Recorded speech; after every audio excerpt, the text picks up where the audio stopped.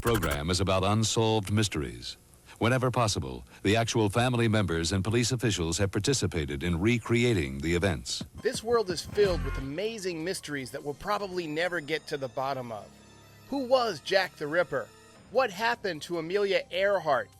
Where is Jimmy Hoffa's body? Who really shot JFK? And my personal favorite, why the hell is Marcus Tim still the hitting coach?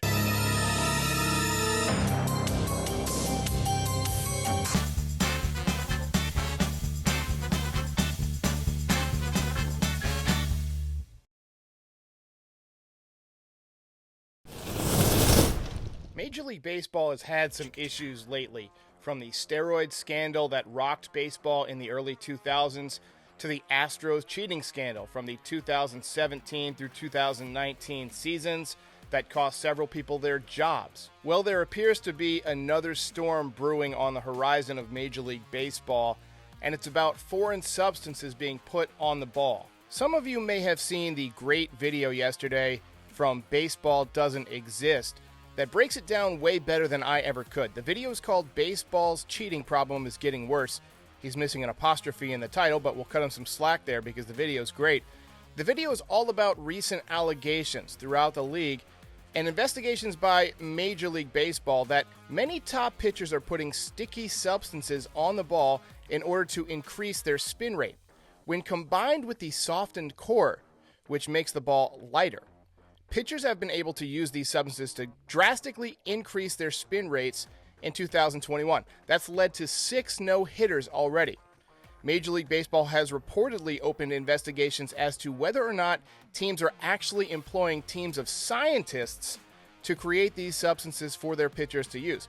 One of the main people that's been accused is our very own Garrett Cole. He notoriously goes to the hat before nearly every pitch, where there is a discolored area. Yesterday, that spot on his hat was missing, and he gave up 5 runs and had the lowest spin rate in several years since his days with the Pirates. Geez, this is all we need. I'm not saying that he was cheating or accusing him, but it would be a dereliction of duty for me to not mention it and not bring it up and not make you aware of it if you were not. So it's something that you should definitely keep your eye on. It's something I'm personally concerned about. I hope he wasn't cheating. And if he was using foreign substances and he stopped, I hope that doesn't make him more of a mediocre pitcher, because right now the pitching is all we've got. Before we get to the Red Sox preview, I do have some interesting news. This is positive news about Luis Severino. He's beginning his rehab assignment on Saturday at Single A. And that's important because once a player officially begins their rehab assignment, the rehab clock begins, and the team has 30 days to activate that player. So that means Luis Severino should be back in early July. That puts him back ahead of Corey Kluber, and it should give the Yankees basically another top 2 or top 3 starter, depending on how solid he is coming back from that injury. Now, a lot of pitchers coming back from Tommy John are not the same right away. Usually the command is the biggest issue. That was the problem for Jordan Montgomery, but occasionally guys come back and are excellent right away. Steven Strasburg comes to mind. Jose Fernandez comes to mind. The early reports on Luis Severino is that he looks fantastic, phenomenal, that his fastball is sitting at 97. He was sitting at about 96 before he got injured. So it's going to come down to how well he can locate the ball and obviously what kind of substances he's putting on the ball. You put snot on the ball? Okay, so the Red Sox are coming to town. They stand 33-23 on the season. They're 2 games back of the Tampa Bay Rays for first place, 2.5 games ahead of the 31-26 Yankees.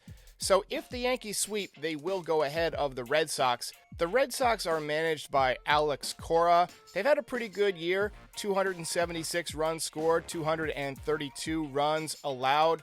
Best offensive players on their team so far have been Rafael Devers, who's batting .279 with 14 home runs and 43 RBIs, a .935 OPS. And JD Martinez, the DH, who's batting .322 with 12 home runs and 39 RBIs. Shortstop Xander Bogaerts is also having a great year, .312, 10 home runs, and 33 RBIs. The Red Sox pitching staff has been okay this year, not terrific. They're led by Nathan Eovaldi, who is 6-2 with a 4.01 ERA. Garrett Richards is 4-4 with a 3.75 ERA.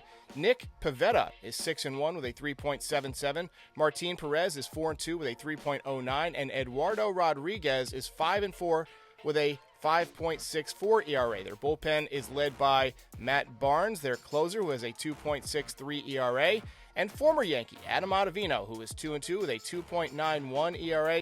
I'm glad the Yankees made the move, but something tells me Adam Ottavino is going to come back to bite them in this series. Jason, it's hard to believe I'm saying this, but it's been 25 years since the 1996 Yankees kicked off that late 90s dynasty. I know you've been a fan for a long time, so I just wanted to ask you, what comes to mind when you think of those teams? A comparison to the Chicago Bulls dynasty. A consistent hunger to win. So they could win 2 World Series in a row, and the next year as if they didn't even win, as if they've been losing for the last 10 years. And the way I make it akin to this year is like 25 Garrett Coles. Every time I watch Garrett Cole, he's a gamer, whether he's good or not. That whole team was full of gamers, bringing in guys like Cecil Fielder, Charlie Hayes, Wade Boggs, like veterans who had a lot of experience and came into the group that just formed this cohesive unit. And then the X factor that I like to call George Steinbrenner, because I always like to include him in this, because payroll or not, whatever it is, he did whatever he had to do to make the team win, to bring the right guy. I could tell it was kind of a dynasty brewing. And they were also the beneficiary of quite a few bad years. So they were able to get high draft picks that enabled them to draft guys like Derek Jeter. Because now, drafting in the back of the first round, it's a little bit of a different story. In my opinion, Joe Torre is one of the best managers I've ever seen in my life. The guy's pulse never got above like 70 in the dugout, no matter what the situation. And to me, that's the kind of guy you need to have in New York. Give me your thoughts on Joe Torre, and then also contrast him a little bit with Aaron Boone. I think Joe Torre, well, had one thing that Aaron Boone did not have, was 20 years of managerial experience prior to coming here. Unsuccessful for the most part, but again, he walked into the Lions then, because it was Buck Showalter and Don Mattingly leaving, and then him and Tino Martinez coming in. And I remember the newspapers that said Clueless Joe, the New York Post, big headlines. He was kind of walking into this deadline, but he had the right combination of temperament, experience to be able to handle these players, and like you said too, being a filter from the top to the bottom. With the way he carried himself and with his experience, I think made him the perfect guy to bring in as a manager. And Buck Showalter had a tendency to clash with a lot of players. Torre did not. He knew when to step back and let the players kind of make decisions, or let them kind of make mistakes and do their thing. And then he knew when to step in. So I think the right combination of experience, savvy, which I think was important too, and experience as a player and a manager, kind of made him the perfect fit at the time. Now, I don't know if he would be the perfect fit now with this team, but that said, transitioning over to Aaron Boone, he obviously did lack the experience, and this is where I think stark contrast kind of opened themselves up between him and Joe Girardi, because a lot of folks are saying they wanted Joe Girardi back because of him being able to light fires under the players' butts, but he sometimes did it a little bit abruptly, or a little bit too much, too publicly, whereas Boone kind of hits the other end of the candle, where people are frustrated that he's not vocal enough. So I think he does a lot of things from behind the scenes, but I also think, like you said, with analytics controlling this and Hal Steinbrenner controlling that, and them, I don't think he has the ability to do everything that Joe Torre was able to do.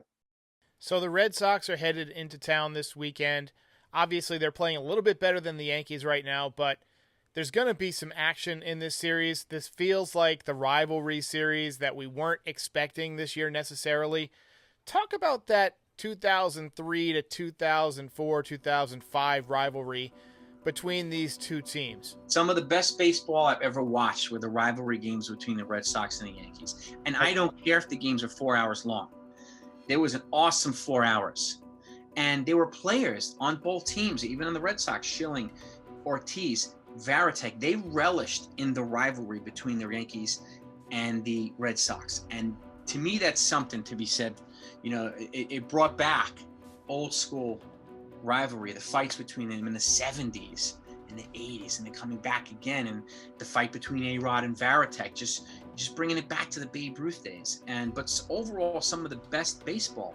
You had Pedro Martinez dominating. You had the Aaron Boone home run in 2003 with the Yankees coming back. And then even in 2004, when the Red Sox came back from being down 3-0 and going to the World Series, which they eventually won, also some of the best baseball I've ever seen. So between the two, and that was, to me, the prime years. And also something to be said for the decade leading up to that. If you were going to go to the World Series, you're either going through the Bronx or you're going through Boston. So the Yankees split with the Rays. Obviously, you'd like to take the series, but they did show some more signs of life in this series than they showed against the Tigers. How do you feel about the Yankees going into this series against the Red Sox? Well, we have Mike King starting tomorrow. This is going to be the next real test in the American League East, and they have to be able to get through teams like this. Jason, thanks so much for joining. 2,000 followers. Congratulations. The channel is 161 River Avenue. Likewise, brother. I appreciate your support, and keep doing your thing. If you enjoyed this video, please like and subscribe. It helps other Yankees fans find the channel. If you really enjoyed it, check out the swag section. We've got tons of great designs to support all your favorite Yankees.